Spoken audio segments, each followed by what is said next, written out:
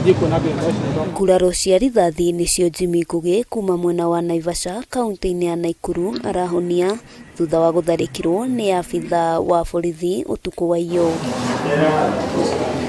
Kũringana na bamĩrĩ ya Ngugi nĩ atĩ gĩcanjama kĩeyumĩririe thutha wa mũborithi ũcio kwĩrĩkana nĩ athugumĩire kibikibi ya Ngugi na thutha wa gũcongoirana Ngugi agĩtharĩkĩrwo na akĩhũrwo rithathi ya ngingo. Nikamapproach nikamuuliza, mbona unakojolea bike yangu na pale kuna free space unaweza kojoa pale? Akaniambia hajakojolea. Nikahakisha simu light nikamuonyesha amekojolea. Akaniambia sasa nataka nifanye nini? Nikamwambia mimi hata kuna kitu nipenda kufanya, nilikuwa nataka tuache kukojolea. Akatoa gun akanishoot. Ninauliza kwa nini wanapewa bunduki wanaenda nazo kwa baa?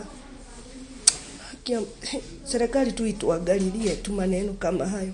Bamĩrĩ ĩno ona kũrĩ ũguo mahoete kĩhoto kĩa Ngugi gĩkorwo gĩgĩkinyanĩrio amu ndarĩ ũndũ akoretwo akĩhota kwĩĩkĩra kũrũmĩrĩra nguraro icio, makiuga wĩra ũrĩa ararutaga wa bodaboda nĩ ambĩte kũrũgamia. Alikuwa anakojolea pikipiki yake akageuka kumwangalia then akaenda kumconfront amuulizie mbona anafanya hivyo. Mara ya pili nikasema wacha nichukue, labda niko na watoto na wako hapa Kayole, labda kuna shida.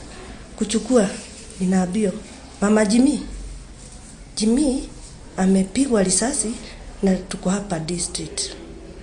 Mimi nikatetemeka nikamuuliza alikuwa anapigana, mtoto yangu hakunywa pombe, so nilishindwa alishutiwa wapi saa hizo. Kũringana na abithaa wa ũthuthuria wa ciĩko cia wĩkinaĩ mwena wa Naivasha Isaac Kĩama, mĩhang'o ya ũthuthuria nĩ yambĩkĩtwo nĩ rũhonge rwa DCIO, akĩranĩra makinya ma kĩwatho nĩ megũkorwo magĩtacũkio wona ũthuthuria warĩkĩrĩra. Handũ-inĩ ha Kameme TV, rĩtwa rĩakwa nĩ Wambui wa Njũgũna.